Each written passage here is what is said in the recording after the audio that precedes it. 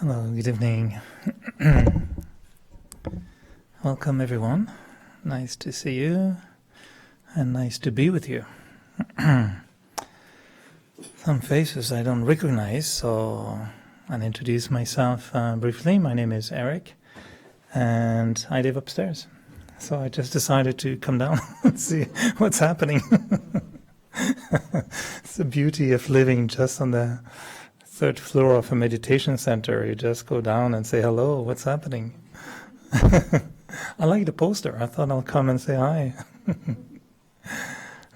I know some of you may be coming for the first time, so of course this is we call it sometimes a meditation center, but it's also more than just a meditation center. It's a space that has been created many years ago, and the vision was to create a space where we can feel safe to think quietly and to explore the beauty of the consciousness. And when you go by a lake or by the ocean or by a river or mountain, you enjoy watching the nature, and that's the beauty of nature. But this is a space where we want to enjoy the beauty of our own nature. And deep within, even though there's concrete and bulldozers and fire trucks going around in the heart of the city, I think we can still find the time to admire the nature of the being. Have you done that often? No? You can stare at yourself in a mirror, admire the beauty of your body, which is what a lot of people do, or try to fix it in the morning.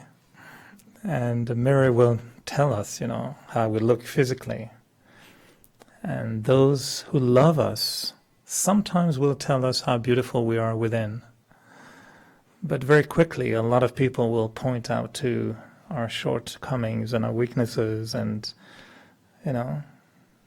So, do you have someone every day who tells you how beautiful you are within? Do you have an inner conscience that reminds you every day that you're as beautiful as a mountain and as inspiring as a river, as gracious as a field of flowers? No? That was in your 20s also, when love was poetic and romantic. In the 30s, it becomes more practical. We have children, we raise children, talk about daycare. In our 40s and 50s, we talk about mortgages and holidays and in-laws. And in our 50s, we talk about, clinics and hospitals. And when we're 60, we stop talking because... No, it's not like that, right? Life is a beautiful journey, and I think that by having this space, or any, churches were built for a bit the same purpose, or temples, or spas, and parks, and many spaces are created, so space can have an impact on ourselves. So this center here is also created with that same spirit, that if we can really take time to feel what's happening within us, we can discover something extremely beautiful. And my personal journey brought me to the Brahma Kumaris when I was fairly young. I was 21. And I knew something was missing in my life, but I didn't know what. And I felt quite discouraged by the world. And I remember being 14 years old and almost yelling at my dad, who was watching the news, drinking his glass of wine. And then, talking about the weather. And I said, that's all you do? You just watch this world collapsing, and you're not my hero dad going to save the world like I've seen in some Rambo movies. So what are you doing at home? Just watching the news and that's it? And I was really thinking, how can we watch this world being destroyed and do nothing? And, when you're young, you want to join militant movements and go for environments. And so I wanted to study veterinarian school to go and save the whales. That was my aim. I'll be a vet. I don't know why I should be a vet. I could just be a Rambo guy. go on a Zodiac and save the whales somewhere. Then I got discouraged when I saw it was 10 years of study to go on a Zodiac to get wet. Thought, let's do something else. But young age was like wanting to do something. And by wanting to change the world, or to be so upset about how the world was going, I never realized that maybe changing the world started by changing myself. And when I came to Montreal and I discovered the Brahma Kumaris organization, I of course knew in the beginning it must be a crazy sectarian organization that will steal my wallet at some point anyway. And they say it's free, but it's probably not. And they say they're nice, and they're probably not. And I'm going to be abused at some point. But it never happened. So I went to India, went to check out the international headquarters, and find out that actually there were millions of people in the world who were very inspired about changing themselves and working very seriously on character building and personality enhancement. And I found that that was quite inspiring to see that I can change myself. And by changing myself, I can have an impact on my world outside of my own self. So learning about meditation was really about learning about myself and why am I not changing. Do you find it easy to change yourself? No? We're spending more time trying to change others, but when we start trying to change the self, we realize certain things could be easy, but old habits die hard, right? That's what they say. They are rooted in the self. And we find that there are, aspects of our personalities that have been shaped by our habits. And impatience is just a habit. We become a little bit impatient one day, and then it grows into becoming compulsively impatient. And we become a little bit annoyed and intolerant to turn into being fairly sensitive and quite intolerant more and more. And so these are habits. And in the same way as we can have habits about eating or drinking or smoking, and when you want to change those habits, it's not easy. Any former smoker in a room? Yeah? Was it easy? No, huh? It's just cigarette. Changing cigarette is one thing. Changing your thoughts, that's even more complicated. I used to be a very early smoker. I used to smoke when I was 14. And for 7 years, I was a quite intense smoker. And at 21, I was smoking almost more than a package a day. And I remember playing handball and at the time break going out for a cigarette. And my coach thought I was a really hopeless guy, what are you doing smoking in the middle? Imagine Roger Federer going for a smoke, in between games. They're like, what are you doing? And I realized I was really hooked. I was addicted, And I remember at that age going through all kind of things. I remember here in Montreal going through a therapy where for a few days you go through a cure. You just drink water and lemon, I don't know what, little cookies. And they show you movies, every evening about lungs, throats, terrible movies, they're horror movies. And they show you a lung and how people die, and then they show people dying in front of you and saying, this is what you're doing to yourself. You're terrified, And that coming out of the session, the first thing I wanted to do was to smoke. And I thought, this is not working, I went to acupuncture, and I was just so, how to say in English, chatouilleux, ticklish. That every time you put a needle, I was like cramping and laughing, and I couldn't tolerate needles anywhere, so that didn't work either. And couldn't find any cure, really, for smoking. And I knew it was a deep problem, but as much as everything else was, it was an addiction. And my story was about watching the whales in the St. Lawrence And as much as I wanted to save the whales, it turned out that a whale saved me. And when I was on the St. Lawrence River one day, whale watching with a friend, and this blue whale came from under the boat. Gigantic blue whale, the size of a train. And for a strange reason, I was alone with a friend at the side of the boat, and everybody else was watching belugas, so they missed this whale coming out. And the whale literally came out of the water, turned around, stopped, opened its eye, and looked at me. And it was a big eye like that. And the whale really literally was like closed like this. I was like, breathless. And the whale stopped. And I swear, I'm not increasing the story. It was really incredible. And this huge animal, so close. And the eye of that whale, really, I was so quiet, really looked at me.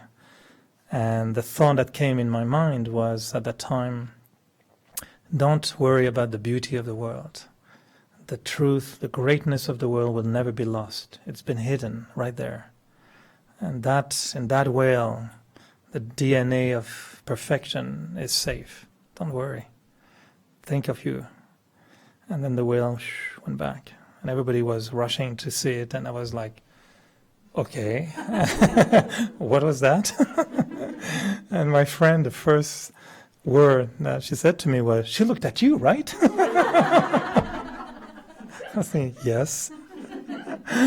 And for 3 days, I swear, I couldn't speak. For 3 days, I was like, okay, I've been hit, not by a train, but by a whale. And that thought was so strong. And I swear to my mother, I never touched a cigarette afterwards. It never even occurred to me to smoke. I gave my package to someone saying, I don't know what is this, but I'm not going to use it. Never drank. I stopped everything. And for 3 days, I had the feeling, what am I doing with my life? I have to do something. And this was so beautiful. This is the nature I want to be like. I want to connect with that. This is what I'm going to connect with. Not with smoking and partying and complaining about the world and blah, blah, blah, blah, blah. This is what appealed to me. And right after that, I found this little pamphlet about meditation. And when I came to meditation, they said, here we're going to teach you how to open your third eye. I said, well, again, another eye, What is this third eye going to do to me now? And that idea of transforming the self was about, okay, I have to do the work. And stopping to smoke was nothing. And I was asked, what do you want to change in yourself? How much do you think you can change? And to be very honest with you, I think my ego at the time was so big that I really thought I was pretty all right. But most people were really wrong. This is definition, by the way, of ego. You're perfectly fine. Everybody else is wrong. If you feel that way, you might want to check with your psychologist. You might have a little deadly disease called ego. It creates a lot of trouble.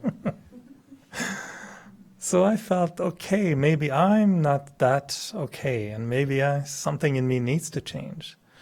And suddenly, what do we want to change? How much do we want to change? Depends on how much I believe I can change, and depends on what I think I can be. Imagine someone at the age of 4 or 5, and you see, wow, what a nice little kid. Hello, what's your name? How are you? 25 years later, becomes the top doctor in the city. How did you know at that age that that little boy or that little girl will become, top doctor who may just suddenly find a new cure for cancer and save millions of people in the world? There's one person in the world one day was going to do that. And one person is going to find something that will affect millions of people. May not be alone. We'll have a team, we'll have a research lab or whatever, but that will be a thought someone will have that will create a new remedy for something, isn't it? But that person at one point was 4 years old, playing with funny things and being a little bit naughty and maybe stealing a few little ice cream from the freezer of the grandmother. And we thought, oh, you're not a good boy. that boy or that girl will save millions of people. That's transformation. I have great admiration for some sport people, and you watch them performing and you think, how did they become incredible athletes, entertaining millions of people in the world, giving hope to millions of people in the world. Watching sport could be testosterone, as they say, but it also could be more uplifting entertainment where you admire skills and heroism, talent. You can admire people singing, dancing. But these people have been untransformed to start with, and they transformed through education, through practice, through will, through inspiration, through divine touching sometimes. Everybody becomes something on the basis of an initial drive, something that will drive them to become somebody else. So when we're younger, I think we foresee change and transformation as natural. You have the thought one day, when I was younger, I thought I will be a veterinarian. So you're, I was maybe 18, and at that time you see yourself as an adult veterinarian saving lions and whales somewhere in the world. Or you see yourself doing something, you project yourself. And you can go from being an uneducated person to a very well-educated person because you believe in it, and you have a structure that helps you. On a spiritual level, what is our possibilities? Who can we become? And in that area, I find there's a big vacuum in the world. Religion was supposed to help us to be good people, isn't it? I mean, that was the aim of religion. Love your neighbor, love everyone, be kind, be generous. Every religion has a good message. And look at all the wars in the world today. Most of them are in the name of religion. And they kill each other. Just because the other one doesn't believe what I believe, I'll kill him. I don't know. There's something went wrong somewhere. It must have gone wrong somewhere. And so, on a spiritual level, how I transform myself and what do I transform in me has become a little bit kind of intangible, or how to say, flu, a bit, Foggy? Yeah, foggy, exactly, thank you. It's not clear how much we can change. So if I ask someone, do you think you can change yourself to such an extent that you will never feel angry again in your life? Do you believe that? Stopping smoking is easy, right? Stopping being angry. Well, can you believe one day you could be patient in such a way that you don't know really what impatience is all about? Can you believe that? If we don't believe it, for sure, we're not going to try it. If you believe it, well, welcome to the journey of very interesting transformation. To be very honest with you, I used to enjoy increasing the scope of my stories. I had that art of being a great communicator who would have tendency to make things a little bit bigger, I was not 10 people when I met, it was about 100, It didn't take me 3 hours to go there. It took me about 6 hours, it was so long. I used to tend to do that. It was my nature. It's just natural. You can call it entertainer, but you can call it liar, really. That's the same. And one day I thought, can I be truthful all the time? Not like big lies, but you know what I mean, like that kind of change. Changing that trait of character is tremendously difficult, even though it's not like changing like something terrible, like breaking the doors of neighbors every night, and it's a compulsive thing, I have to break door of somebody. I don't have this kind of habits to change, but, distorting the truth. And one day you decide, I'm not going to do that again. I'm going to be truthful. It's very difficult. It's boring to say the truth, The joke is not as funny, the story is not as exciting. It's boring. But it is truth. So it's hard. Even that little thing to change is not easy. To change my relationships with people. To love somebody that I hate. There are people at the time I used to honestly hate. Not that I disliked them, I hated them. They were creating funny things in me, that I didn't like. That was hate. And we don't even dare saying that word. It's not even right to say that word. I told my mom when I was really, and she probably caught me smoking and removed my cigarette. I probably have told her, I hate you. I regretted it so many times afterwards, Today, if I could redo my life, I would say, never say to your mom, you hate her. But we're kids, we say things. We feel things. I see people fighting with each other in a way that you think, how do human beings end up being so mean to one another? I've been very lucky in my life. My sisters, my family, we have tremendous love in the family, but I see some families being at war, violent. What happened? How can we change that? We find some people think it's impossible. That nature, the human nature is so bad anyway, and it will always be, evil.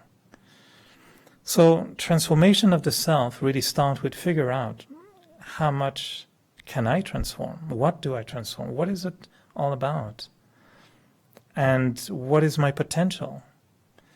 And when we start dreaming about changing things in the self to such an extent that we reach a space where we are at peace with ourselves, that we are able to appreciate ourselves, that we are really non-violent towards people around us, it becomes very, very motivating to say that, yeah, that's what I want. Yes, we want to, of course, achieve things on a professional level, on a physical level, and, that's, of course, in our life, we want a very fulfilling life. But I'm not sure, I don't believe personally today that my life can be complete if I don't start, playing with these ideas, and if I don't start really addressing these issues of my own self-transformation. Because my impatience is not going to go away with getting old. You may wish that, but it doesn't become like that. It's not that aging means you become good necessarily.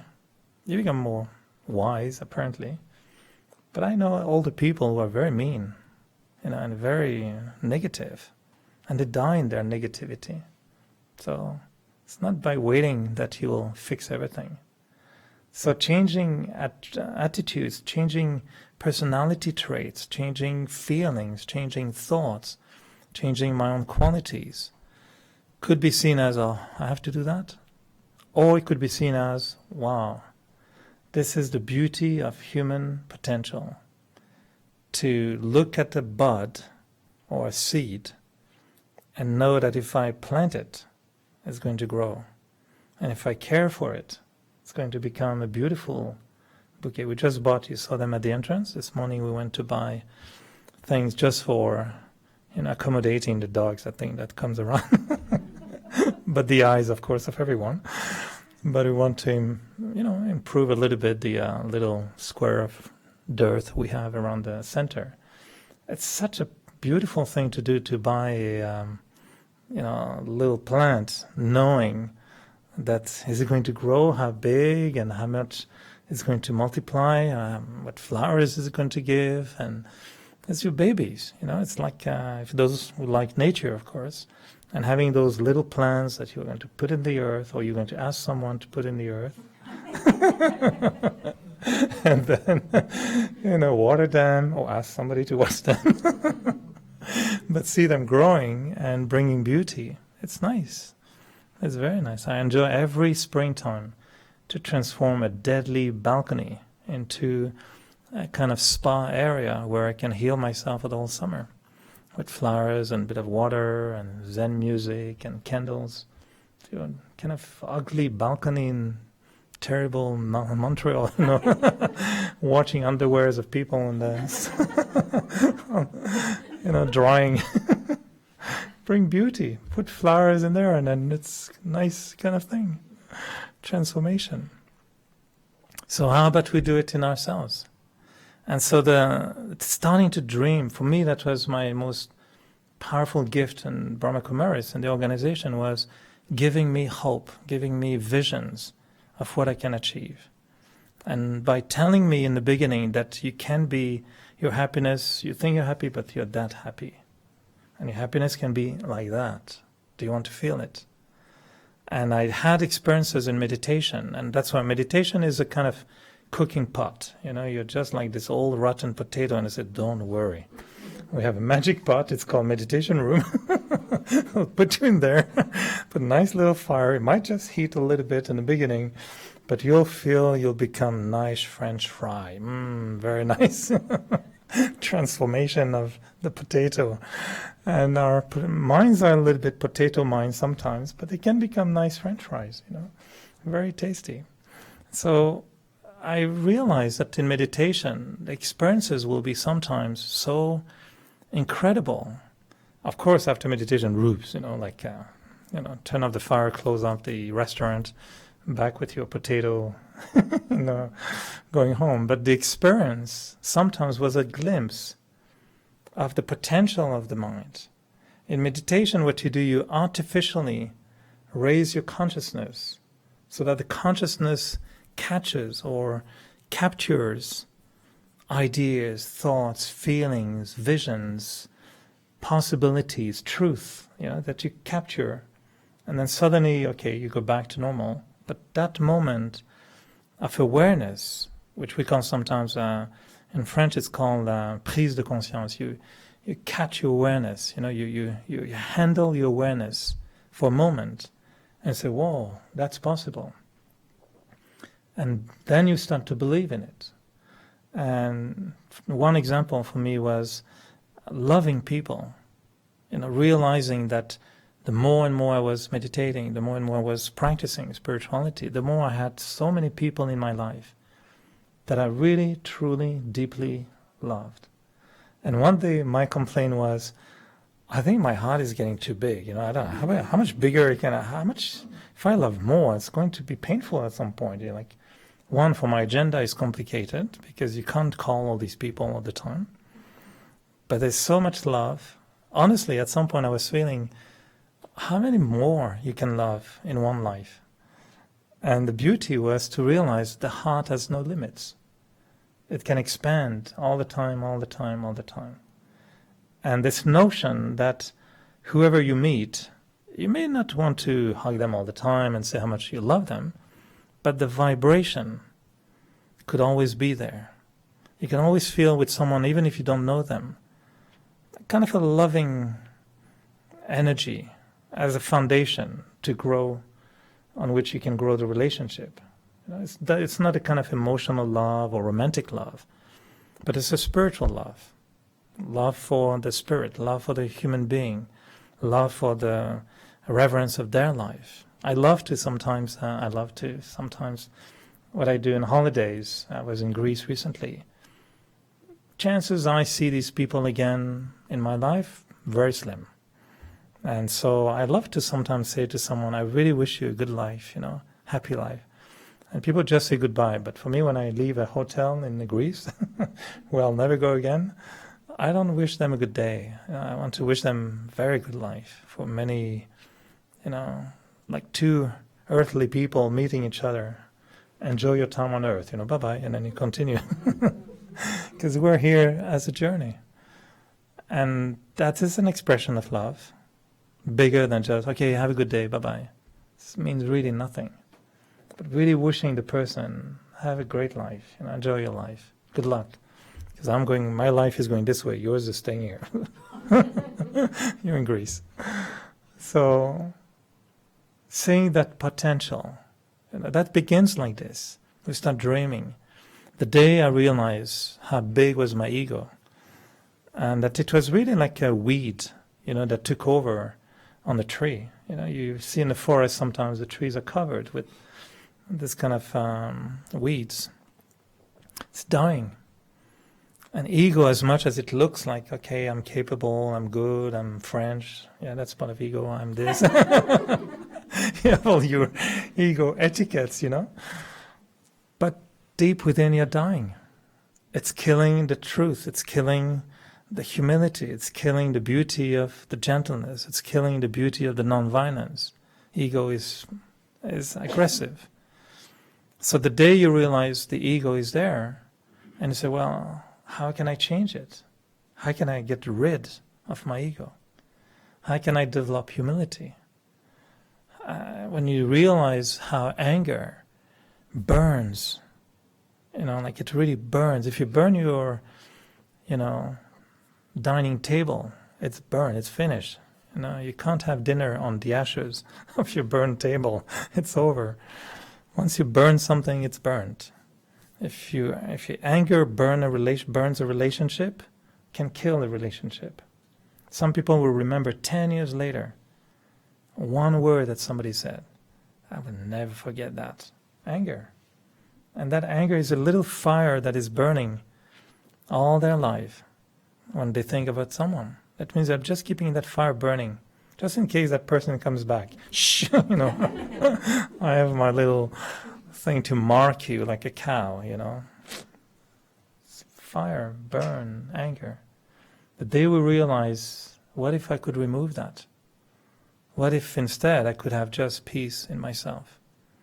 Forgiveness, acceptance. So that transformation, it's in my hands. We can have good psychologists, good therapists, good massage therapists. They may not change your deep personality. Even to make us stop smoking, it's a big thing. So changing our personality is another big thing. So how do we do that? In the practice of our journey here in what we call Raja Yoga philosophy, we find that there are two aspects that are extremely potent in the ability to transform. And it's a little bit with the image of transforming something very old and, it's been that way for a long, long time. And we say sometimes that you can burn things. And by burning even gold, for example, it will definitely change its shape. So we find that we call it here the fire of yoga. And one of the approach we use is this idea that if we go intensively in yoga, as we define it, yoga means connecting. Really connecting. Yoga means I have yoga with. You can have yoga with your sandwich for lunch, and then very limited type of yoga. Sandwich yoga. You can have yoga with your God or with your dog. You can choose which one you want to have yoga with. It just means connecting with. Connection. So Raj Yoga is royal connection. It's a very high way of connecting, which gives you Raj, means royalty or sovereignty. We talk a lot about self-sovereignty. So transformation is about having control over myself, being the sovereign of myself. That's what we call Raj Yoga. So the fire of yoga is the element I look for in terms of creating intensity in my thoughts so that they become so pure, free from negativity, that purity of thoughts will actually burn the negativity of the self. It's kind of a strange concept, but that's how we understand. Intense practice of pure thinking. That's what it is. Just intense practice of pure thinking. And we just mean by pure thinking means very benevolent thoughts. Thoughts that are deprived from, any form of negativity. And it's as if you were to have a positivity cure, saying for 5, 10, 15 minutes, I will refrain from smoking in my head. It's not in my mouth, it's just stopping smoking in my head. So just for a few minutes, if I don't like someone for 10 minutes, I'll stop not liking them. And if I'm worried about something, for 10 minutes I'm going to stop worrying. You can even agree with yourself, don't worry. In 10 minutes I'll be back and I'll worry again. Don't worry, I'll handle that properly. But for 10 minutes, can you please give me a break? And I'll just like to be quiet and not have any negativity in myself. And that is creating a space where the mind can have intense positive thinking. Can call it naive, can call it extreme positivity, can call it optimistic, can call it value-based. But this is what we call the fire of yoga. Intense, attention put on my thoughts. And knowing that those thoughts are the foundation of my whole being. I am what I think. And whoever I am today is the consequence of what I've been thinking from the beginning of my life until today. And if somebody becomes great, it's because most likely at some point they had the thought they wanted to do something great. And if somebody one day builds a big house pink with green windows, it must have had a vision somewhere or seen it in a magazine that one day I want a pink house with green windows. Everything is possible. But it started with a thought. So the process of change in Raja Yoga uses that kind of fire of yoga. And once the fire is burning, you want to reshape the product of your transformation. And that reshaping comes with what we call wisdom, understanding, information, knowledge, righteousness, truth, these kind of ideas. Putting back in the right frame the new little baby that I've created. And if you create a very innocent thought, pure thought, that from now on I'll stop criticizing everybody around me. It's a good thought. It's not easy to do, but if you start to decide, okay, I'm going to stop being the one who criticizes all the time. And I'm going to start highlighting qualities in people.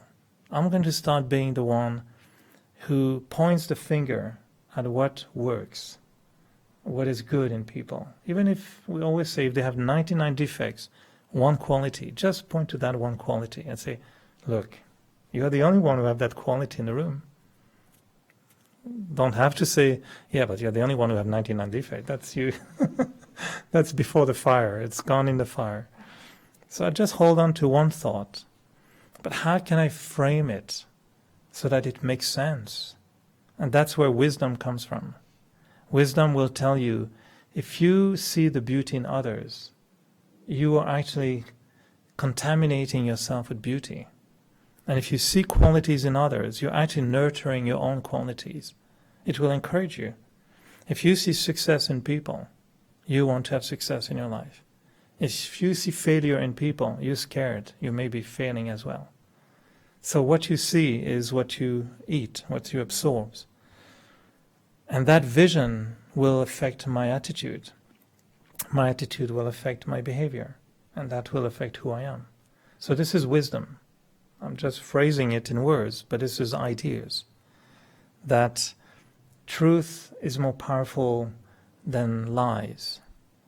That goodness is more beneficial than meanfulness.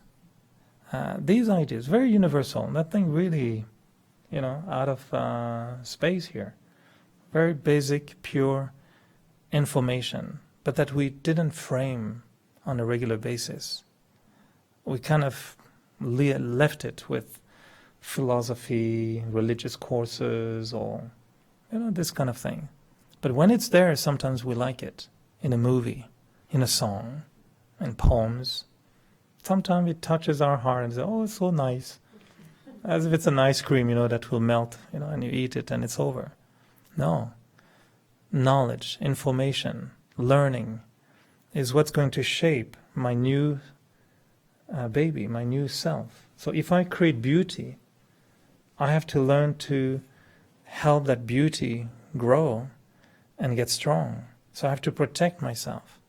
So if you tell someone, okay, have a pure thought in meditation, I'm going to remain peaceful. No matter what people tell me, I'm not going to lose my peace. This is most important. Good luck. Go out there, call your friend, and see how long it lasts. It's not going to last. So we need to have learning thoughts that will help me when I get out there. And when I start to feel edgy and negative, I can't say to someone, excuse me, I have to meditate fire of yoga. No, just wait, I'll be right back to you. I mean, you could try. I'm not sure it will work like that. Imagine the House of Commons, and someone accusing the Prime Minister and Prime Minister saying, just wait, let me think. I'll be right back in 5 minutes, I'll answer you. I wish actually the House of Commons will work like that in the Parliament. Doesn't work. They throw a stone, the other one throw another stone, and then before you know, Stonewall is happening here. That's what happens. But we can't. So fire is good. Changing the thoughts is good. But then we need structure. We need information that will help me to change. So I can learn a new sport, have passion, but I need lesson. I need knowledge to, also practice properly afterwards. And we find that in the concept of Raj Yoga, we use those two engines, if you want. This kind of purity that really helps the soul to get clean, and the power of information, the power of thoughts, the power of knowledge to strengthen the personality, the being. And what you find in between is that inner peace that creates a balance. Because what you want to preserve in the transformation is that inner peace, this kind of quietness inside that gives you the chance to see. And I find that for me, when I'm peaceless, I'm really useless. Because peacelessness brings confusion. Peacelessness brings agitation, chaos, worries. Doesn't help making the mind clear. A clear mind is peaceful, is quiet. So we call it sometimes the triple P vitamins approach. It's not a very common vitamin, A, B, D, E. Do you know vitamin P? Purity, peace, power. So fire of yoga purifies, brings that purity in a sense of as we like it in nature, pure water, pure air, that kind of purity. Purity means deprived from dust and dirt and negativity. So that purity is very essential. And purity is spiritual. Purity is what inspires you. What do you associate babies with? Not all the time, but clean, fresh little pinky skin. You dress the babies in white, and you feel fresh, and you like that baby, the purity of the innocence of their eyes. When baby stares at you for a long time, and you feel like there's no evil, there's nothing.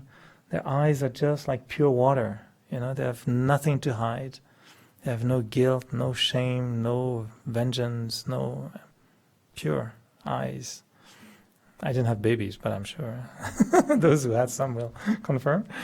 And so this purity is powerful. And the power of knowledge is pure.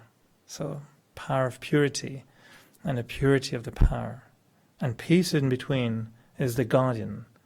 Because the moment we lose peace, we know either purity is gone or power is gone. If I don't have the purity or the strength, my peace is gone. So I like to call it sometimes triple P vitamin approach.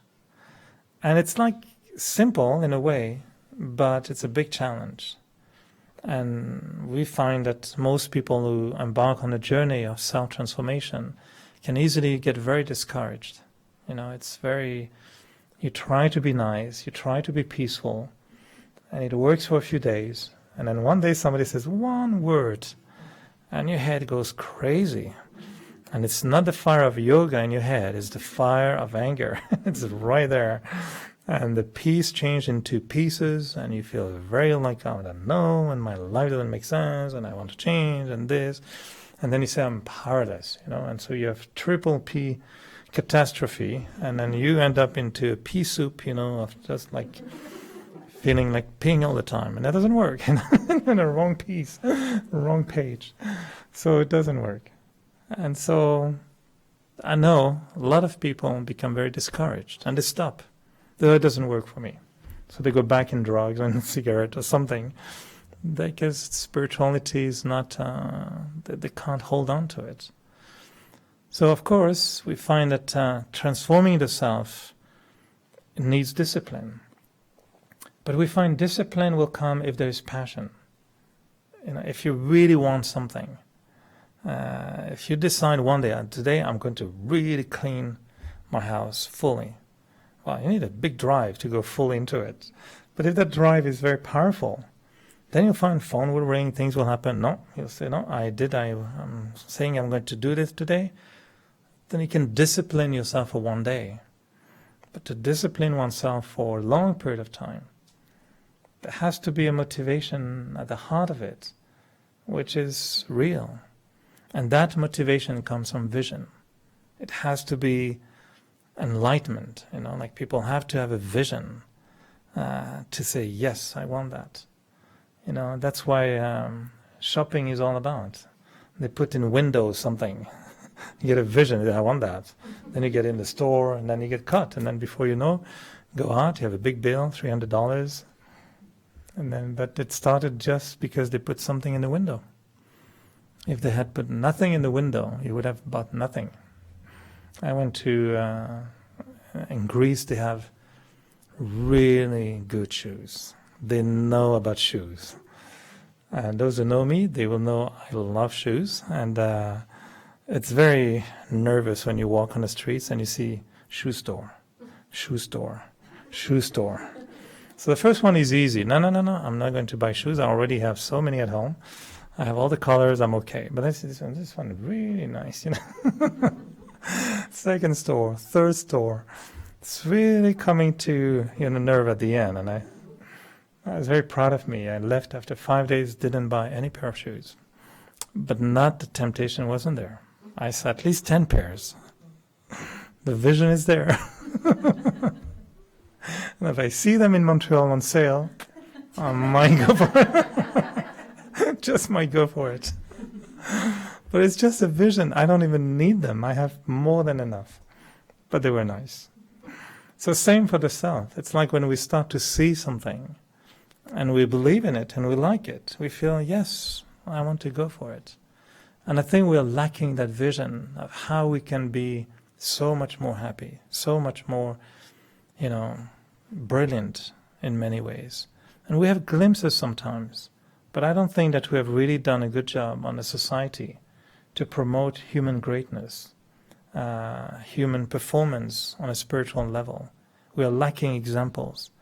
We're watching movies where most of the time it's about killing and destroying and insulting and hitting others, and cheating on others. That's what most of our environment is all about, isn't it? And we look for films that are really like enlightenment, like there's Little Prince films. There are not that many of those. And even kids now are having films that are so, difficult to watch. I wonder why we keep nurturing our spirit. And it's entertainment. So we're missing a lot of these. Any one of you have seen Jonathan Livingston the Seagull or read the book? Simple. It's one of the most inspiring books. If you haven't read that book, it's a little book, one of the most inspiring book. It just says that the seagull is not meant to eat dead garbages. A seagull can also fly. And the story is about I, the spirit. I haven't been made as a human spirit to pick on everybody's defect and negativity and stories and gossiping, and this is not what the human spirit is made for. We had one teacher, actually, we call her Mama. She was one of the founding member of the organization, and she used to tell people, in the 60s in India, and a long time ago. She used to say sometimes to people, if you keep watching defect of people, it's like going into people's garbage and picking up something and say, why did you throw this? This is terrible. You don't want to be a garbage cleaner, so don't keep looking at people's defects. A strong image to discourage you to do that. But it speaks for what it is, And I think that we're missing these visions of human greatness. To conclude, I would say that when I was at the age of 14, seeing the world falling apart, I swear what I used to tell my dad was saying, where is this nobility gone? And he'd say, well, what are you talking about? Are you watching a movie about Sissi? This kind of, that is the age when we used to see those movies of royalties and little princesses and princes when you're a kid. I said, no, I said nobility of greatness of human beings. Why are we not doing great things on earth? I was 14 and I used to have those thoughts. Then I started smoking and it got a little bit foggy in my head. I smoked all kind of things, so they got really more foggy in my head. And I completely lost what I meant by where is that nobility gone. And today, what I like in Raj Yoga, when I came to Raj Yoga, that was the word Raja that I really liked. I thought royal. I don't care for, crowns or golden dress, or it's not that kind of royalty, but the greatness of the human spirit. You admire those Martin Luther King and those Gandhi and those, great souls of the world who have said beautiful things that have lifted people. I had a dream, he had a dream. He saw it. And so those people who saw, they just brought hope in people's head. And we're missing that hope. We're missing that hope for ourselves. Seeing that we can be someone who brings so much goodness in our lives. I want to be someone when I'm really old, about whom people would say, he never used to get upset with people. He used to be so kind to everyone. Don't you want to? Instead of, she was really mean, like she always used to break at people and complain. And you could be a character in a movie, Tati, this auntie thing. But no, why don't we want to become people where people remember us as, is always loving. My grandmother was like that. When she was younger, she used to be really a little bit challenging. But getting older, in her case, she was very religious. She became the lighthouse of the family. Everyone in our family used to have so much love for her because she never complained. She was sick, but she never complained. She became selfless. She became such a loving, caring, and joyful. Her eyes were like little baby eyes that I mentioned. And one day I remember I came and she was reading a book and I asked her, what are you reading? She said, you won't understand. It's in, her mother tongue was Brittany, I'd say, Breton. And I said, well, why don't you read it to me? She said, you don't understand. So you translate. And she read me for 45 minutes. And the poem was about dialogue between the soul and God. And the soul saying to God, when I come to you, will you tell me this? When I come to you. And I was crying for 45 minutes thinking it's such a beautiful, and the way she read it, was I thought this grandmother is becoming like a saint. She was really like such a pure spirit. So to me, this is hope. And I think every human spirit can achieve greatness. But the process of transformation requires a little help. So welcome to the furnace of yoga, and welcome to the school. We can help you burn, and we can help you reshape yourself with information. Does it make sense, or does it? No, it's nothing really new. It's just a fragrance of it that maybe has its own uniqueness. It's very universal ideas, nothing. Anyone has any comment or question? Or complain. Or When you were 14, you wanted to change the world. But when you grow old, does the passion stay the same? I think it declines as you Yeah. get older. You feel Mm. this is what it is. This is what I have. This is what I am. Mm. That's what happened when we are not experiencing enough change within ourselves. So we lose a little bit hope, maybe, in the possibilities. In my case, it changed from wanting to change the world to wanting to help the world and wanting to help others. And what I have in my heart at the moment is not so much changing the world, because I think the world is taking care of itself. You know, I'm doing my own share by being who I am, but maybe I can help others. And that's been more my journey in the last 20, 25 years. It doesn't fade out, because in the organization here, our specialty is about, generating hope, changing the self, improving the self. And with a very consistent work on myself, I find that yes, happiness is there. Power is there.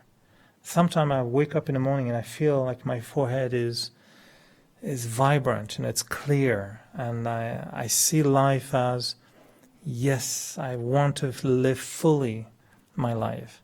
So I find them, to me, I know that sometimes I go through phases of depression. Depression in a sense, I'm not totally depressed, but I'm losing height. I'm going down, and I know it. And I see, okay, this is tiredness, pressure, stress. It just builds up until I reach a point where I say, Eric, do something. And it usually ends up back in the furnace, in the little room over there, sitting like this, saying, okay, I have to burn some, deep things within again. I'm back into my old routine. So it's a never-ending process. I wouldn't sell Raj Yoga as being the easiest thing in the world. It's not. But it's the most rewarding thing in the world. And when we do change ourselves, the greatness of our happiness, our love, our appreciation. I mean, the other day, when it was a few months ago, I spent one day experiencing gratitude from morning to evening. My thing for the day was, what am I grateful to? Because I was meditating, and I realized that whatever I have in me in my life, to be honest, has been given to me. If I hadn't learned this information, I would never be who I am today.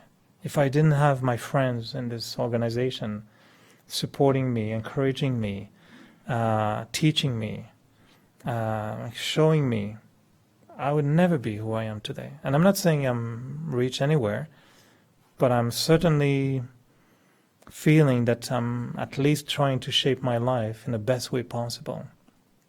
And I can sit sometimes in my old balcony, with or without flowers, and suddenly feel I want to be so appreciative for being alive. And I want to appreciate this moment, doesn't matter what it is, because it's life on earth, and this is wonderful. And when this is gone, I don't know what's there, but I know that this now is amazing, and I want to fully appreciate it. Because it's not when I'm going to die that I want to say, oh, I wish I would have spent more time contemplating, friends and life. This is every day. Even though I'm busy at work, I have to appreciate life.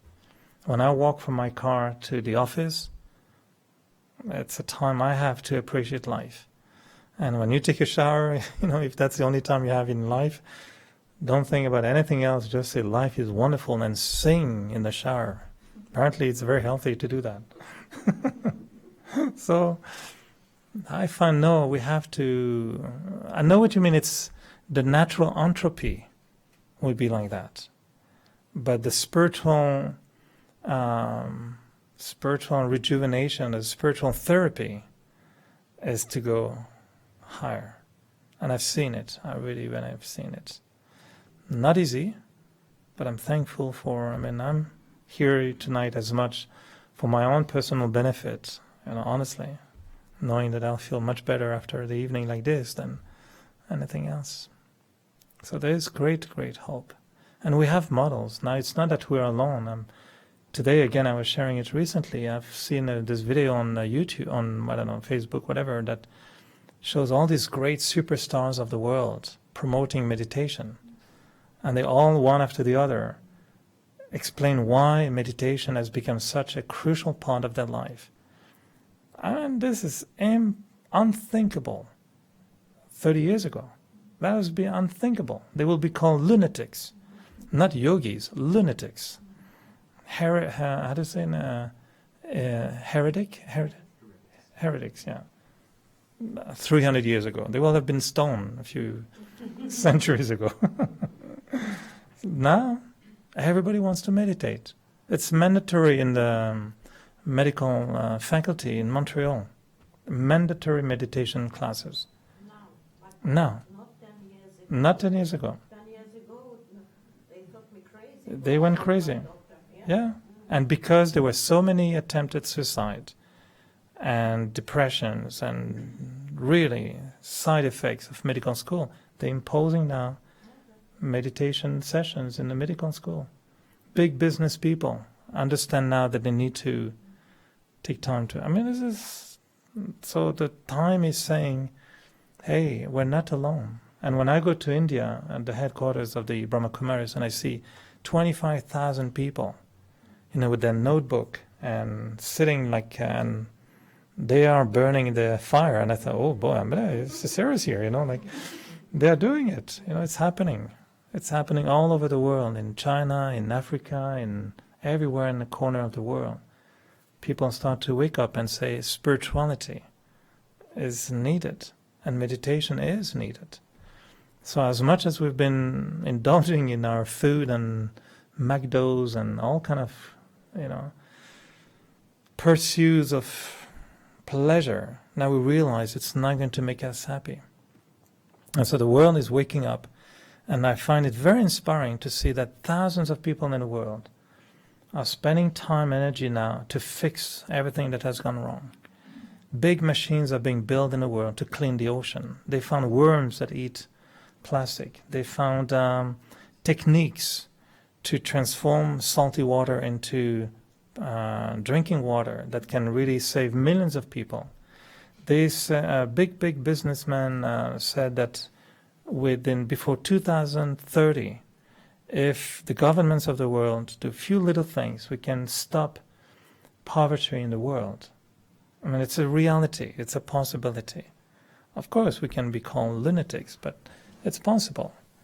And we've seen now that, the way to have energy is going to change in the next few years. How they call it, air and solar energy, wind energy, solar energy. It's becoming more productive now than coal energy or fuel energy. So I feel that it's time. There's a thing, and we're not alone. And that to me gives me a lot of hope. And so I feel I want to be part of that transformation in my own way. And I totally agree with other people doing different things, scientists, some religious people, some other faith. Everyone is picking up. Some Christians are becoming good Christians again. We've seen they are rethinking the way to do their own thing. And we've seen it. We think churches are empty, but actually they're not. There are quite a lot of people still going there, searching for their own personal journey and knowing not to repeat the mistakes of the past. So we've seen it. You may wonder what I drank before. I was trying to drink my little water with lemon, but I'm getting naturally enthusiastic now. So how about I can talk until midnight, but I don't know about you. So I know after a while it just doesn't get in anymore, but how about we conclude with a few minutes again of meditation as we started. And you will notice, for those of you who come here for the first time, our style of meditation here is really simply to gently cradle the mind. It's really to take your mind as a little restless baby who's in deep pain and to tell your mind it will be okay. mommy is here. And the mommy is the soul. And the soul has to say to the mind, I'm going to take care of you. And for a few minutes, let's have nice thoughts. And so you're using the mind to, is it the word we use in English? Cradle? Cradle, thank you. Cradle the mind so that it feels restful and peaceful. So the method of meditation in Raj Yoga is just to take a topic, of course today is transformation, and to try to align the mind in thinking, because we can't stop the mind from thinking. So it has to keep thinking, but change the speed of the thoughts, the quality of the thoughts, the depth of the thoughts, and the direction of the thoughts. That's what we do. So those, what we call meditation. So I'll suggest a few thoughts, but the idea is for you to fill the space in between and to allow your mind to go into that direction. And if your mind starts thinking about dinner, and then you tell, that's later. Okay, now I'm focusing here. So you tell your mind gently, just say, stay in my arms.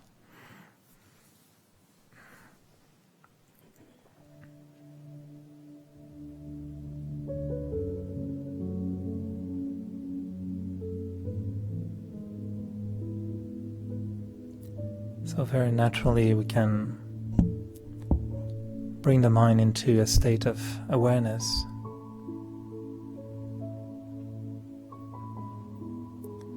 Understanding that my thoughts can create so much beauty in myself.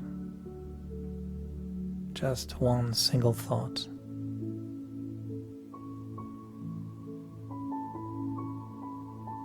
And a thought of peace becomes like a flower of peace.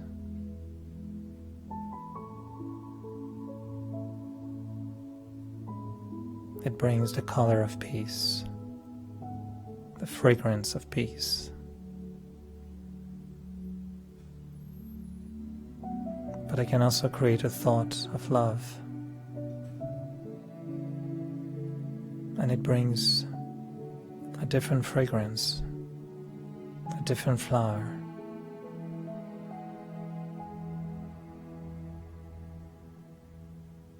And now I can bring a thought of happiness, joy. And again, the beauty changes.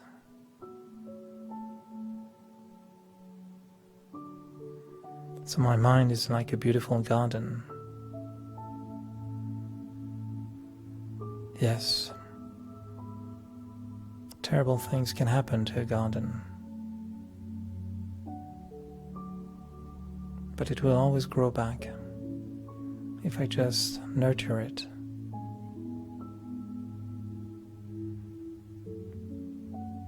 And yes, if I had a bad day, or if a relationship seems to destroy my inner being,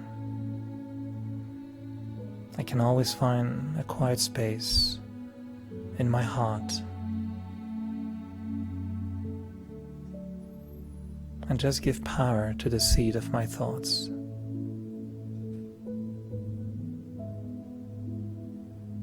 To just use my thoughts to create beauty in my mind. So I allow my thoughts to spread like the fragrance of the flowers. And my thoughts can reach everyone around me, my friends, my family, people of the world. I see my thoughts traveling, filled with goodness, with benevolence.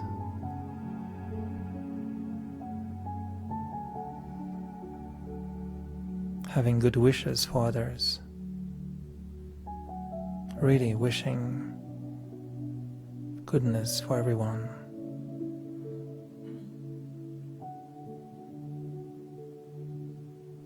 And I see that having good wishes for others sets me free.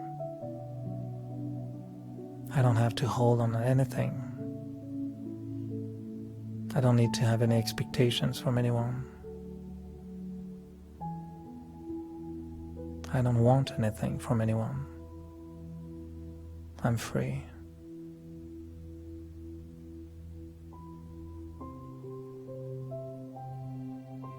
Because I feel that everything I need is within myself. Greatness is within myself. Beauty is within myself.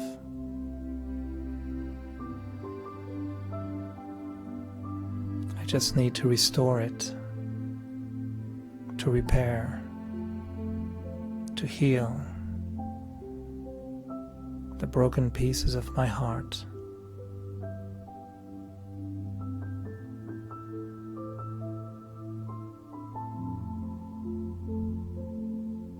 So I bring pure thoughts, powerful thoughts,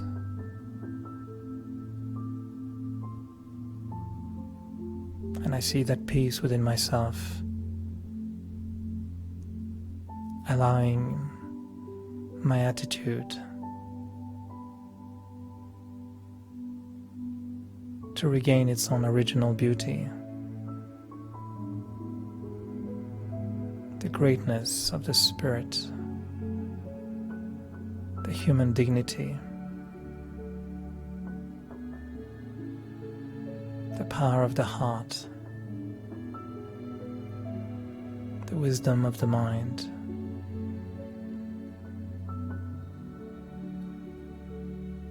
And yes, I can live my life fully, enjoying day-to-day life, but always keeping an eye on my inner garden, making sure I cultivate that inner strength so I can remain peaceful, pure, powerful,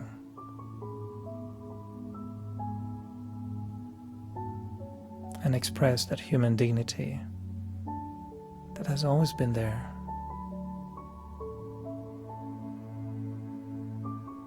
Becoming a light for the world, like a star in the sky.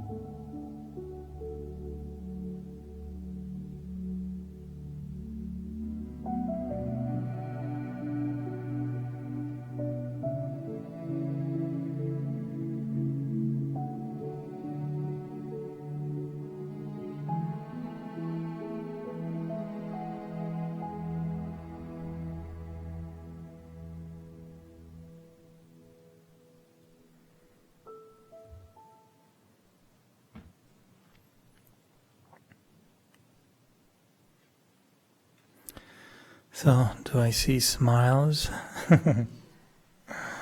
Feeling good? It's quiet, huh? Anyway, I hope you enjoyed and hope to see you again. Those who know the space, you know the schedule, for those who discover the meditation center here, you're welcome to take some documentation at the reception if you want to take some courses or come again on Friday evening usually is our evening in English. I had that thought a few months ago. I wanted to bring more evenings like tonight. I think it's nice to take the time to take a different topic and really just motivate each other actually to move forward in that. So we'll probably create more evenings like this one. And you're very welcome. There are sometimes meditation on the Sunday night, French, English, and different activities. We'll have many guests coming this summer. So if you are not receiving emails or announcements for the programs, you can leave your email at the reception.